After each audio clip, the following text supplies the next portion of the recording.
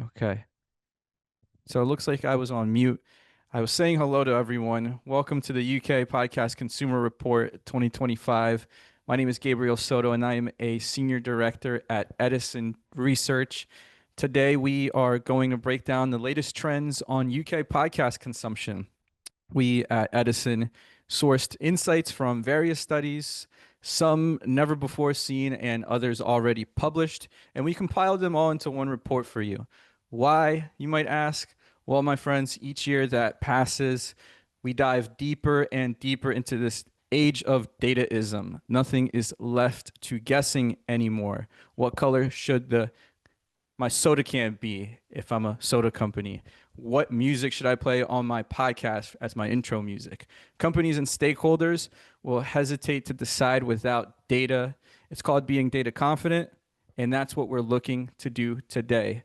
As a podcaster, you can expect to see some insights that will help inform your decisions and your strategies, help you advocate for yourself to different stakeholders and advertisers. If you're on the call today, you can expect to learn more about the podcasting space and how effective an ad on a podcast truly is. So let's get started. We broke this down into 5 digestible topics. At first, we'll look at the rate of podcast consumption, podcast adoption in the UK, and spend some time on a specific milestone the UK market reached this year. We'll also analyze some behavioral trends that indicate more growth for podcasting in the region. We'll touch on a handful of consumer segments that are often sought out by advertisers that you can reach with podcasts. We'll take a look at metrics that showcase how advertisements or advertisements in the UK deliver a return on investment. And we'll also look at a few existing tools for those hesitant advertisers or investors that allow them to measure success and efficiency when it comes to podcast messaging. Now, we are a quarter into the century, and 2025 will go down as the year podcasting achieved the mainstream milestone in the UK. What does that mean? Well, represented in this chart here is the percentage of Brits who consume podcasts every month. Since 2021, that number has increased by 10 points. Today, 51% of people in the UK 16 or older are listening every month. More people listen monthly than those that don't. Now, you'll also likely notice this sliver on the bar to the right here. That just represents people who reported watching podcasts but not listening to one. With the increase of video podcast consumption we've seen in recent years, we incorporated people who also watch podcasts but do not listen. But don't get it confused. There is a lot of overlap with video podcast consumption and people who say they listen. And a lot of those people who say both are represented in a big chunk of that 46% that you see on the bar to the right. Now, we also want to point out how other frequencies of consumption have hit record highs in our Infinite Dial series. Take, for example, those who have ever tried a podcast. 71% of the UK population say they have ever listened or watched a podcast at some point in their lives. That includes people who are still listening frequently, or the people that you may have tried to convince they tried the podcast, it wasn't for them, and they're no longer listening anymore. Now, you saw this earlier in the previous chart. Over half of the UK population do listen to podcasts or watch podcasts every month. And then we also have weekly podcast consumption, which hit record highs this year. A third of the UK population listen or watch a podcast each week. More and more people each year are adopting podcasts, but what is in store for podcasting's future? So, by analyzing a few behaviors, we get a sense that podcast consumption is poised to grow in the UK. Think about where you listen to your podcast most often. Some of you might say the car, some of you might say at the gym, but I bet the 50 British pounds I have left over from my trip to the podcast show in London that most of you would say at home. That is where the majority of UK podcast consumers say they listen to podcasts, 59%. We know that many like to listen while multitasking, such as doing laundry, cleaning those dirty dishes, or relaxing and getting ready for bed. And that's good news that podcasting has built such a stronghold in a place where we spend a lot of our time. And this finding right here indicates that podcasting will only become more accessible in UK homes. So if we zoom out a little bit and we look at the UK population in pink here, not just UK podcast listeners, but the entire UK population, and we compare that to the US population in blue, smart speaker ownership in the UK has surpassed that of the States, jumping from 25 to 45% in the last 4 years. Now, more places to listen, the better, especially as smart speaker technology improves. It integrates with LLMs. It'll become a smoother experience for podcast listening because there's nothing more frustrating than when you ask Alexa to play a podcast and it ends up calling your ex. Now, podcasting has room to grow as smart TV ownership grows. There's been an increase from 50 to 72% of people in the UK who own a smart TV, and this tech gives podcasts a chance to be consumed in the center of home entertainment. And I'm that guy that likes to Wikipedia things to learn more about them after watching a TV show about it, perhaps actors or the historical event that it was based on. And lately, I've been finding myself replacing Wikipedia with podcasts on TV. For example, I just finished season 3 of The Mandalorian. I love that series. Din and Grogu's relationship reminds me of my relationship with this guy back here. And naturally for me, I turned to podcasts on the TV after finishing a show on the TV when I'm craving more content. And I know I'm a sample of one, and I'm from across the pond, so don't take it from me. UK weekly podcast consumers are also reporting more podcast consumption on smart TVs. The percentage who say they use them most often for podcasts doubled from 4 to 8% since 2023. And that's in just 2 years. These are the types of insights that you can get from Edison Podcast Metrics. The numbers aren't anything crazy just yet, but you get alerted to these findings nice and early so you can be ahead of the herd with some of these trends. Now, another catalyst for podcast growth is the effort and investment players or directories like these put into the podcast experience and making it better for you. That has moved the needle in the past when it comes to podcast adoption. The more initiatives that these directories are working on, the more people we can expect to join this pool of podcast listeners.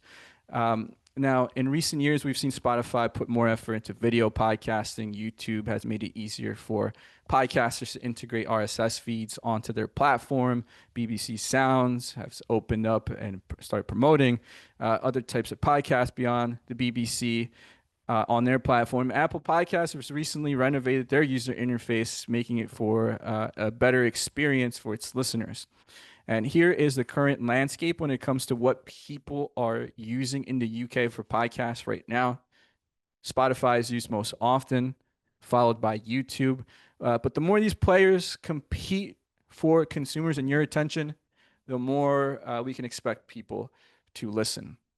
Now, another reason Edison is bullish on podcast growth is because tech is making podcasts more accessible in a place where it can stand to grow. Now, as we saw earlier, at home dominates when it comes to podcast listening. 6 in 10 UK podcast consumers listen most often at home, while 1 in 10 listen most often in the car. Now, part of that is because people find radio more accessible while driving. However, that's being disrupted with the increase in Apple CarPlay, Android Auto in cars. The rate of UK drivers who have one of these systems in their primary vehicle has more than doubled since 2021 from 17% to 38%. Now, that factors into this change. 22% of British drivers say they currently listen to podcasts in the car, up from 15% 4 years ago. Radio is still king of the car, as you can see, but podcasting is making gains, and we expect it to continue.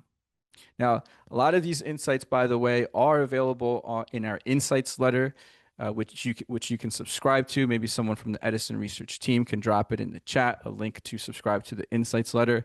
That way, you guys can stay in touch and be ahead of the herd when following some of these trends. In the meantime, I'm going to take a sip of my tea here.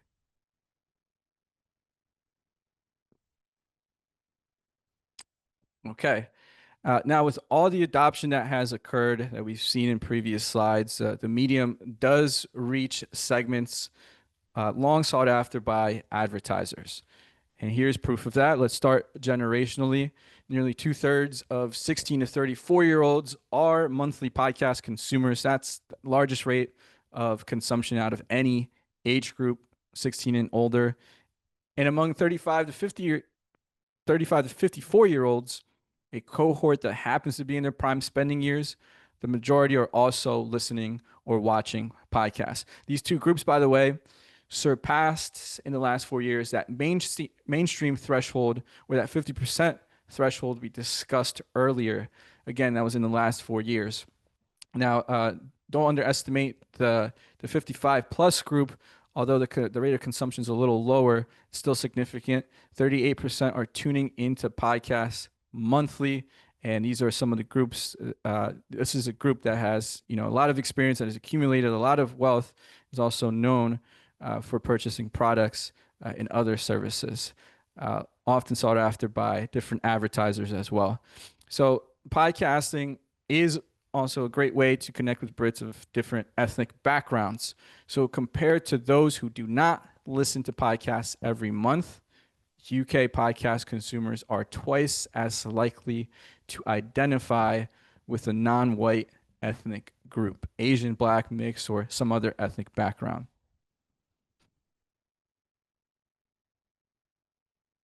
All right. Now, podcast audiences also boast a desirable consumer profile. Uh, Podcasts, monthly consumers, according to our Infinite Dial study, are more likely to be employed full-time, part-time, have a university degree, and half also report an annual household income of 40,000 British pounds or more, which is right around $40,000 is right around the median household income in the UK. So the majority of monthly podcast consumers in the UK do earn above the median household income. Now, UK podcast consumers also partake in lifestyles that are attractive to advertisers. Here's just a sample to name a few. Among adults, nearly 2/3 own a home. A quarter of weekly podcast consumers 15 and older are planning to purchase a new car in the next year. And B2B advertisers care about the bottom two statistics. 15% of podcast consumers who are employed own a business, and half of those same that are employed participate in purchase decisions at their place of work. So it's definitely something to communicate to stakeholders if you are a podcaster. If you'd like more information on this, we are able to curate other lifestyle profiles for various shows. If you're interested, please reach out to us.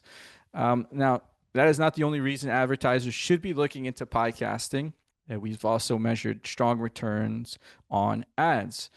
First of all, we know that UK podcast consumers are highly receptive to ads. 83% of UK weekly podcast listeners or watchers agree that hearing ads is a fair price to pay for free content. Where does that sentiment stem from? Well, it starts with engagement.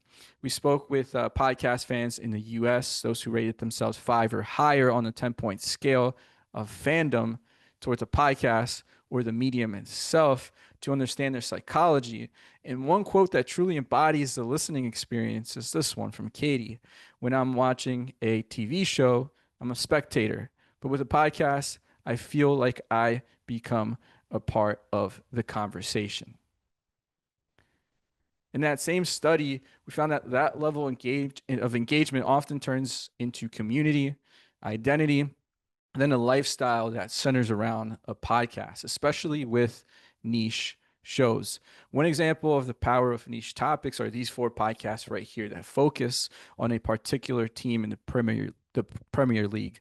Each rank outside of the top 250 biggest podcasts in the UK in terms of the overall weekly podcast audience. For example, the longtime fan-led Arsenal podcast at the top ranks in 263rd, and the True Faith Newcastle United ranked in 491st. However, when you filter for podcast listeners that are fans of Arsenal, the Arsenal podcast ranks in 17th, as you can see at the top of the table here. And the True Faith NUFC podcast goes from 491 to 10th. It breaks into the top 10 among those fans, among those Newcastle United fans.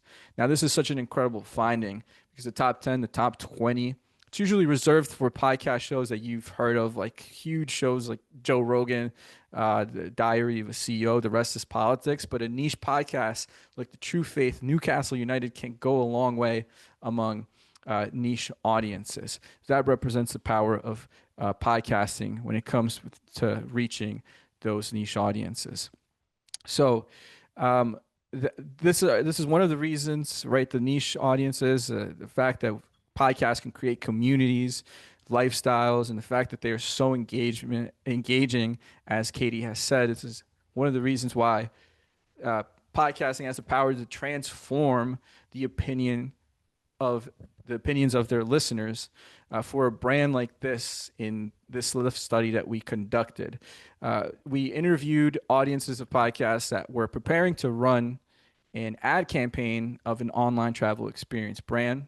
So think of brands that rhyme with care to be and free and buy me a tour. I can't tell you who the brand was because it was a private study, but you can see among the audience that had heard of the brand, about a fourth were either very or somewhat favorable of the advertised brand before the campaign took flight in the pre.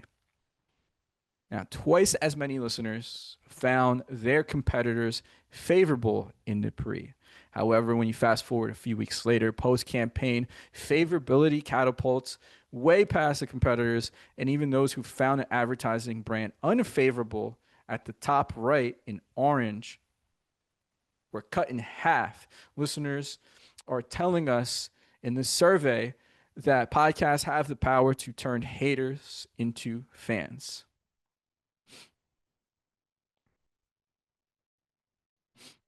Now, brand lifts are, one set of tools for measuring success.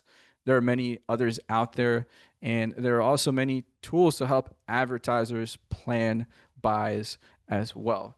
So if you wanted to take a reach approach as a buyer, then you can identify, for example, the top shows in the UK with the largest weekly audiences. According to our Edison Podcast Metrics UK study, here are the top 25 in quarter 1 of this year, from number 1, Joe Rogan, to Americast, top 25. Now, this is just a sample. You should also take note that because we interview the consumer directly through our surveys, our measurement is all inclusive. That meaning shows do not need to opt in order to be measured.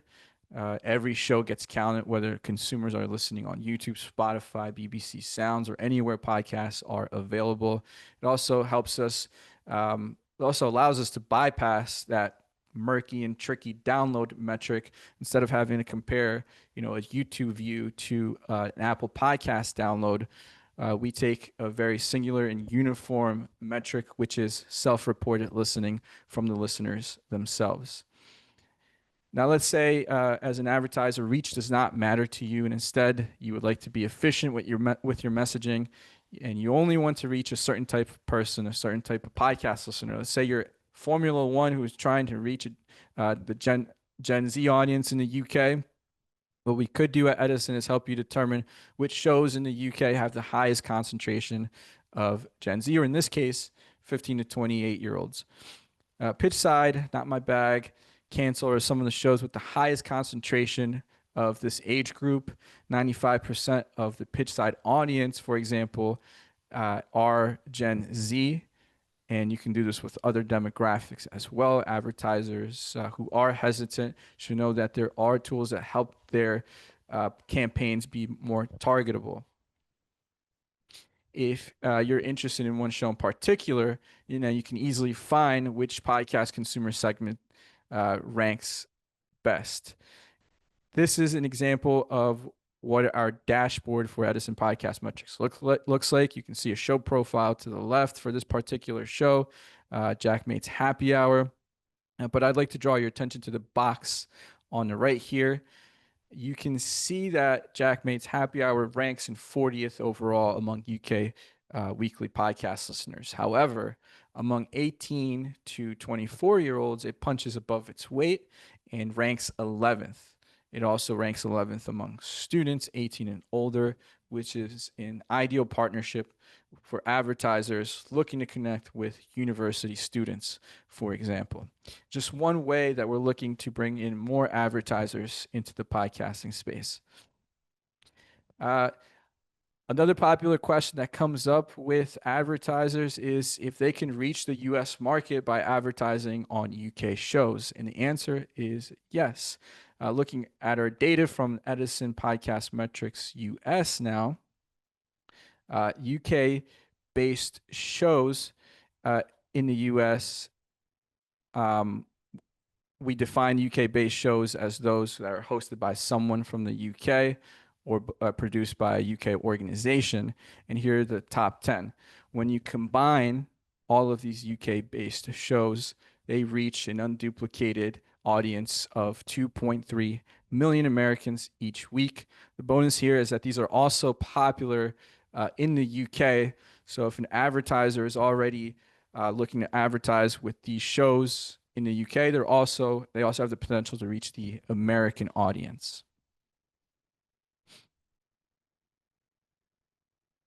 All right. So to recap, companies and advertisers do want to see numbers. They want to see numbers before they make decisions, and the UK Podcast Consumer Report will certainly help them, enlighten them, and perhaps convince advertisers to move podcasting from that experimental budget to a more permanent budget, or allow advertisers who haven't tried the medium to begin experimenting. Just remember that if you are a podcaster, here is how to advocate for yourself. Remember that the medium has achieved mainstream dominance, and trends do indicate that podcasting is poised to grow. Advertisers do reach valuable UK consumer segments with podcasts, and they can be sure their campaign delivers robust ROI. And should any advertiser question podcast advertisement planning, we at Edison Research can help with existing tools that make it easier and allow them to have confidence in the buying process. So thank you everyone for joining. If you have any questions, you can feel free to include it in our chat. We have 2 minutes here. Include it in our chat or in the Q&A section of the Zoom function here, and we can maybe answer some of these questions live, or someone from the Edison team can respond to you in the chat.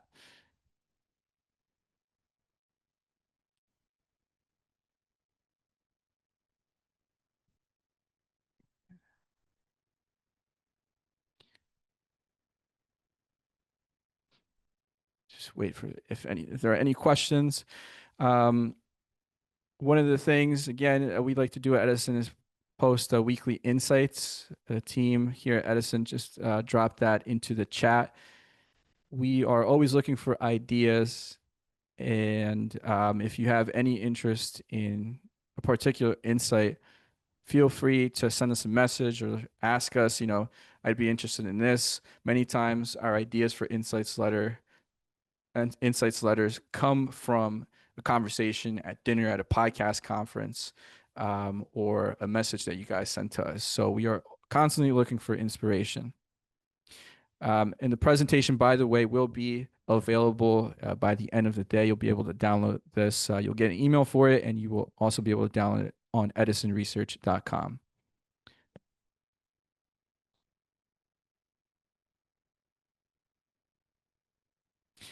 So Andy did ask, is there any insight into whether podcast video or TV behaves more like YouTube, Netflix, or traditional TV in terms of consumption style? Yeah, what we see, we don't have too much research into how people are consuming podcasts on TV, but as you can expect, we do see a lot of consumption of video podcasts that occurs in the background. My guess, if I were to make a bet on this, is that people likely are more likely to listen to a podcast on a TV, uh, you know, in the background compared to how they would consume a TV show that requires all eyes on the content. So audio is the dominant source when it comes to podcast consumption. We know a lot of people are listening in the background. That's not to say that people aren't attentive when it comes to their podcast and they're not leaned in, because we know a lot of people still do listen and are leaned in when it comes to their the topic that they're interested in. It takes a lot to fire up a podcast and choose a topic. So most of the time, this is a voluntary decision. It's not something that's just a content that's passing people by.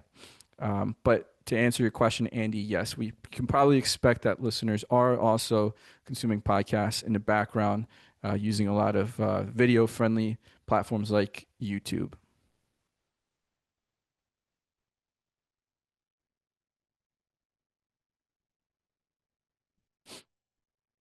All right. Um, with that being said, let us know if you have any questions, please. Well, we got one more question from Richard. Do you get a sense audiences are consuming most of it, not all of their BBC content on the Sounds app? Do you get a sense if audiences are consuming most, if not all of their BBC content on the Sounds app? Oh, that's a really great question. Um, We'd have to look closer into Edison Podcast Metrics. We can probably help answer that question a little bit better with some data that we have access to. I don't know the answer to that, and I don't want to give you the wrong insight here, but it is a good question to ask. I imagine that people are consuming BBC content outside of the traditional BBC Sounds app, and that likely varies by age, because we do see a difference in uh, age when it comes to consumption of BBC Sounds versus YouTube. Older podcast consumers are more likely to use the BBC Sounds app. So it really depends, and that's something that we can look into for a future insight. So thanks, Richard. All right. Everyone, thank you for joining. Please be sure to reach out if you have any more questions. Thank you and enjoy the rest of your afternoon. Bye bye.